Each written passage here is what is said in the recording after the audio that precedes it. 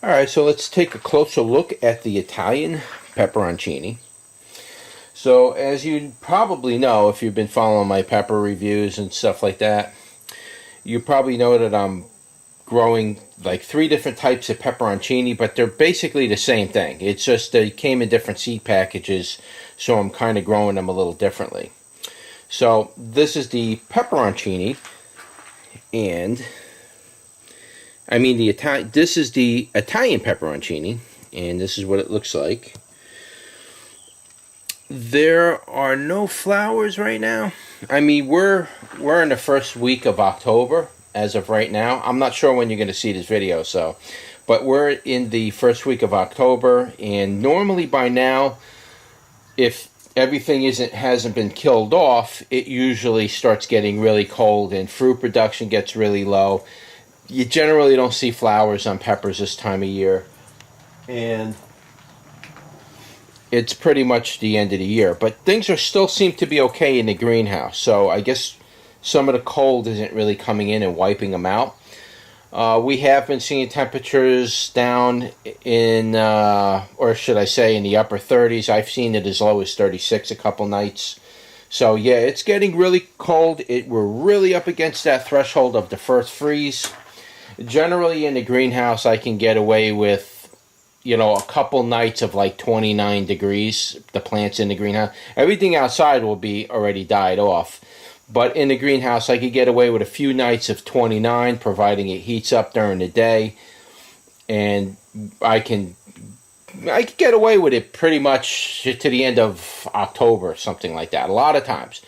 But it depends on the year. It really depends on the year. This year, so far, it's been pretty nice. So I'm not sure if I'm going to get to the end of October or into November. I'm really not sure at this point. I'm hoping for mid-November would be great, at least. That'd give me some time to start picking out the plants I want to bring in and everything. Because I haven't even begun that yet. But regardless, I still have plants growing. There's still leaves on them. You're not really going to see really too many more flowers, so I don't really have flowers to show you. So let's show you the leaf. And generally, this is like a narrow leaf on the pepperoncini in general. And the stem, sorry, I'm picking off an aphid here. Yep, we got aphids this time of the year. The stem is a smooth, waxy stem, a little bit ridges on it. The nodes over here, as you can see, there's only a little purpling at the nodes. I'm wondering if that has a slight effect I'm wondering if that's a slight effect from things getting cooler. I'm not really sure, but I do notice that a lot of times in spring, so I'm not sure if that really has any kind of an effect on it. But that's really about it with it. I can't really show you the flowers, so alright, so let's pick one of these, the Italian pepperoncini.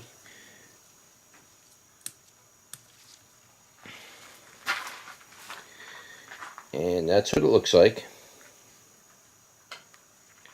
It's a gorgeous pepper. You really should be, if you're going to pickle these, you really should pickle them when they're green. That way they don't get sweet on you.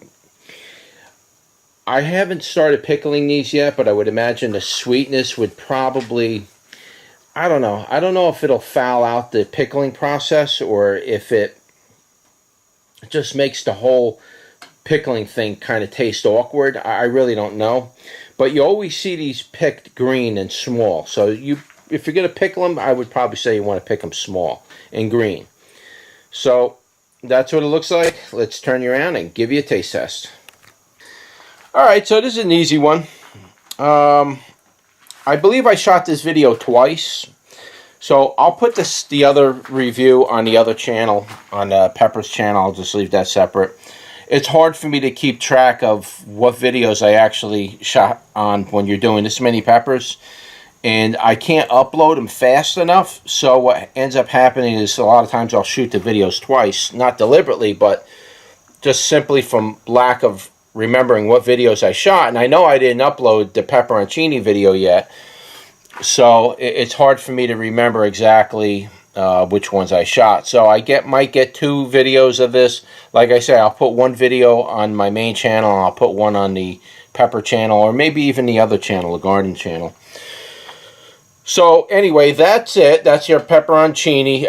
This is the Italian pepperoncini. Now I'm growing seed from the pepperoncini 1 and the pepperoncini 2, and this is the Italian pepperoncini. They're all generally the same thing, I believe. I just ordered them from different companies, and none of the other companies referenced them being the Italian version of the pepperoncini. So I'm not sure if they are actually a different species or a different cultivar, but they phenotype the same, and we're going to taste test this right now to see if they taste the same. So let's give it a bite.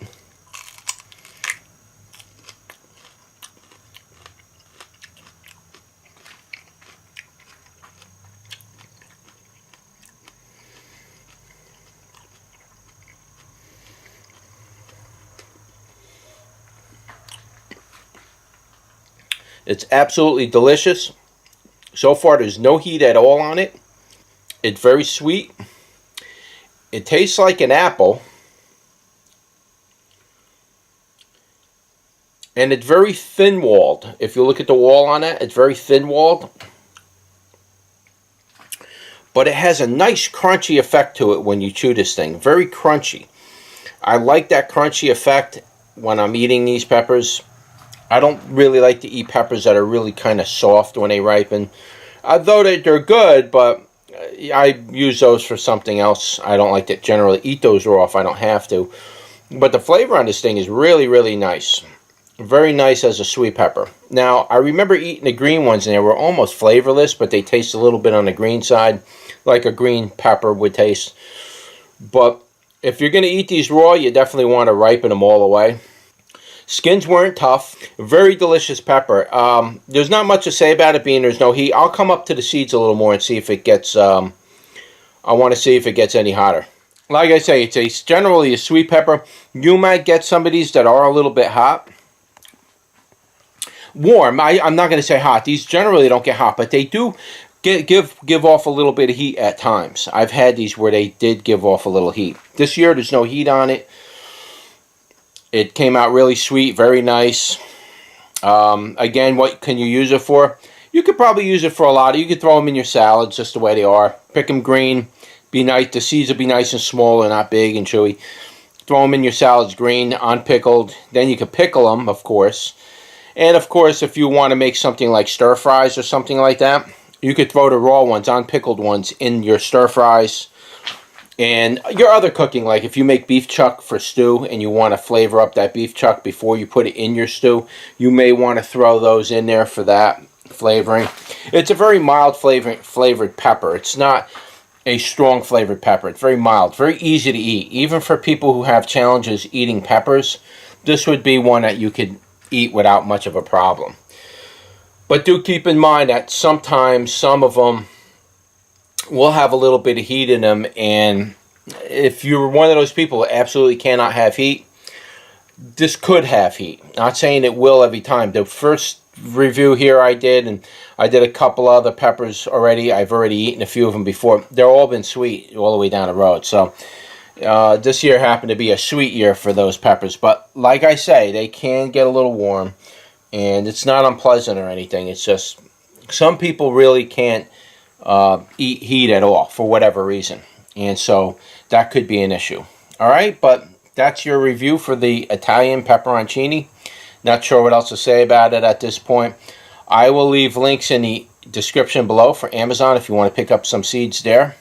I will offer seeds in the future. Once I can get a website established and built, I'll offer some seeds. And that's it. I will see you guys on the next one. Take care.